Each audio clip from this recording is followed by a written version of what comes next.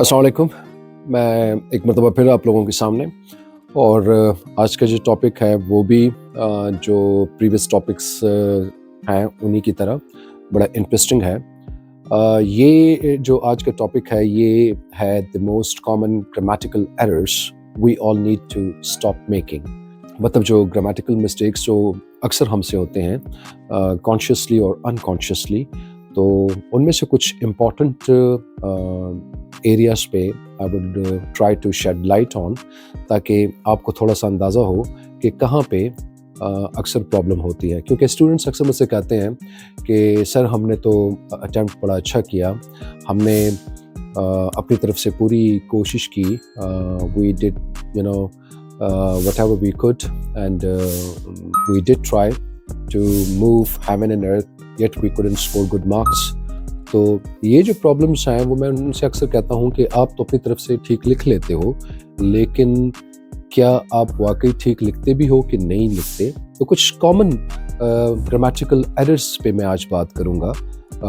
छोटी छोटी चीज़ें होती हैं जिसकी वजह से समटाइम्स ऐसा प्रॉब्लम बन जाता है जो कि फिर अनअवॉइडेबल होता है। तो आई होप कि आज का जो ये सेशन है हमारा, ये आपको अच्छा लगेगा और चीज़ें आपके सामने आएंगी।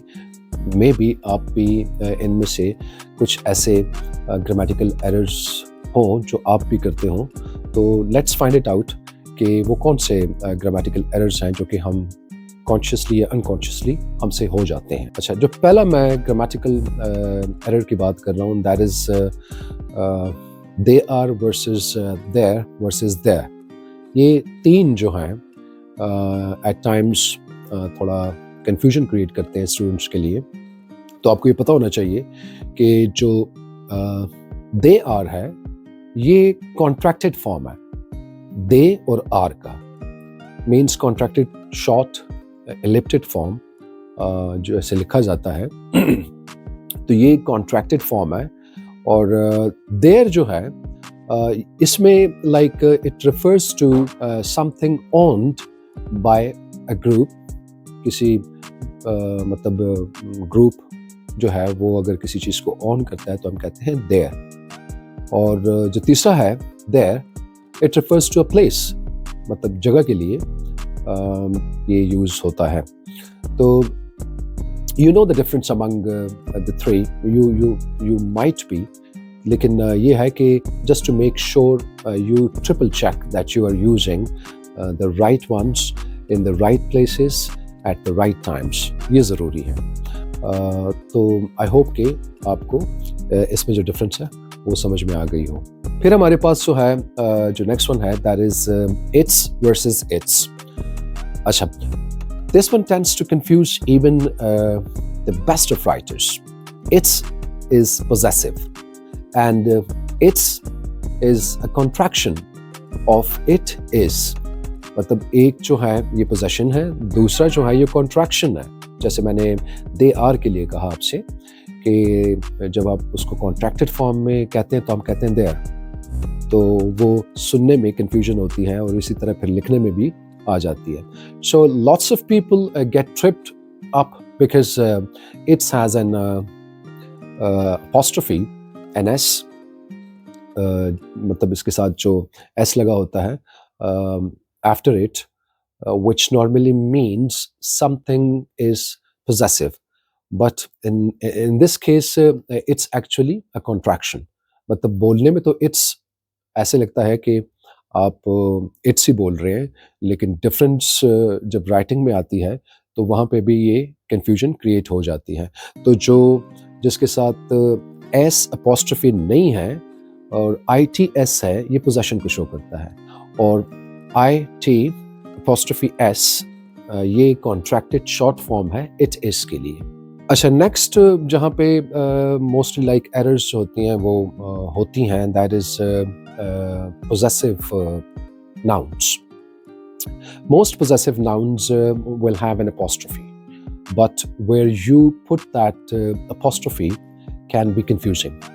मतलब ये कि जो nouns हैं वो possessive nouns, उनमें apostrophe लगती है, लेकिन कहाँ लगाना है ये असल बात है।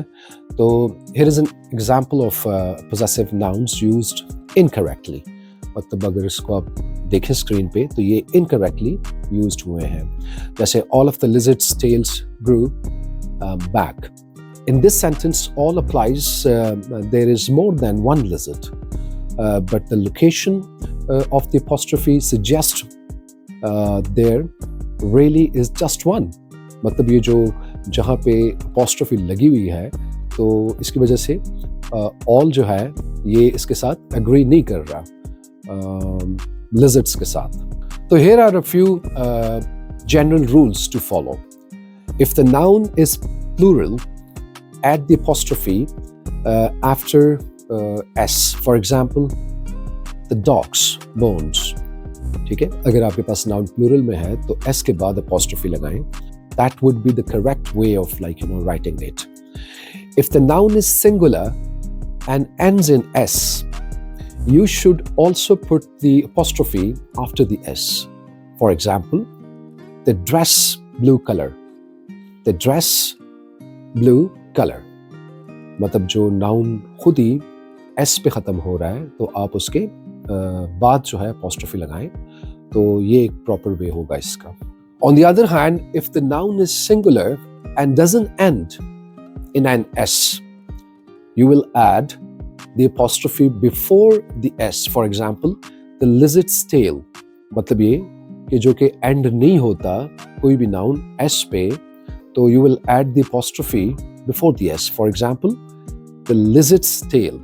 अच्छा, normally affect और effect को बहुत confuse किया जाता है और आपको मैं ये बताता चलूँ कि मतलब this one is another one of my I would say favorites, क्योंकि इसमें अक्सर मैंने देखा है बहुत students होते हैं they fall prey to commit mistakes. उनसे ये गलतियाँ होती हैं.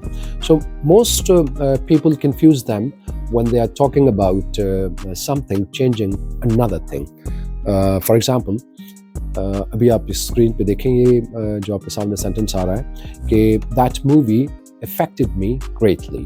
Affect जो है with an e isn't used as a verb. मतलब ये as verb use नहीं होता बल्कि हम इसको as noun use करते हैं. इसका जो करेक्ट वे होगा अगर आप इसको यूज़ करना चाहते हैं इफेक्ट को ही तो आप यूँ यूज़ कर सकते हैं कि that movie had a great effect on me. That movie had a great effect on me. और अगर आप फर्स्ट करें इफेक्ट को यूज़ कर रहे हैं जो कि ए से है जो कि एज वर्ब यूज़ होता है तो फिर आप यूँ कह सकते हैं कि that movie affected me greatly. अच्छा, नेक्स्ट वन जो है that is me versus I. Most people understand the difference between the two of these until it comes time for them to use one in sentence. मतलब जब वक्त आता है और इसको सेंटेंस में यूज़ किया जाता है. फॉर एग्जाम्पल आप इस जुमले को ज़रा देखें एंड आप खुद समझ जाएंगे कि समटाइम्स ये जो मी वर्सेस आई का एरर है ये how badly it affects a sentence or the construction of a sentence. तो इस जुमले को देखें कि when you get done with that lab report, can you send it to Salim and I? And then a question mark. अब आप खुद देखें ज़रा ये जुमला कितना weird सा लग रहा है. मतलब अगर आप इसमें देखें कि आप बीच में सलीम को निकाल लें और इस जुमले को कुछ यूँ बना लें कि when you get done with that lab report, can you send it to I? तो the very construction sounds very awkward. इस तरह से ये नहीं होता. And what is the reason? The reason is कि you would never ask someone to send something to I when he or she is done. The reason it sounds weird is because I is the object of that sentence and I should not be used in objects. तो इसका जो फिर exact होगा that is going to be when you get done with that lab report, can you send it to Salim and me? And then the question mark. अच्छा, जो next grammatical error होता है वो है that is versus for example. अब इसमें आपको थोड़ा बहुत पता होना चाहिए. Students यहाँ पे भी mistake करते हैं कि many people use the terms interchangeably when trying to elaborate on a point. But each one means something different. ये जो I.E है ये रफली मीन्स दैट इज, और जो E.G है इट इज फॉर एग्जाम्पल. मतलब जो एग्जाम्पल हम देते हैं तो इसका मतलब है कि जो दैट इज है it is used to clarify something you have said. और जो फॉर एग्जाम्पल है it adds colours to a story through an example. फिर जो नेक्स्ट वन है ये है a lot versus a lot. लेकिन इसको बहुत से लोग जो हैं ये गलत लिखते हैं और इसको एक साथ लिख देते हैं. लाइक आई वुड से कि ऐसा कोई लफ्ज़ नहीं है कि जो कि एग्जिस्ट करता हो. ALOT इसमें स्पेस है अ लॉट, और इसको स्पेस के साथ अगर लिखा जाए तो दैट वुड बी वंडरफुल. मतलब अगर इसको प्रॉपर यूज़ किया जाए तो ये कुछ यूँ होगा कि a lot of things, a lot of things. अच्छा, फिर नेक्स्ट वन जो है वो लूज वर्सेस लूज है. स्टूडेंट्स इसको अक्सर कंफ्यूज करते हैं और मिक्सअप कर देते हैं इसको.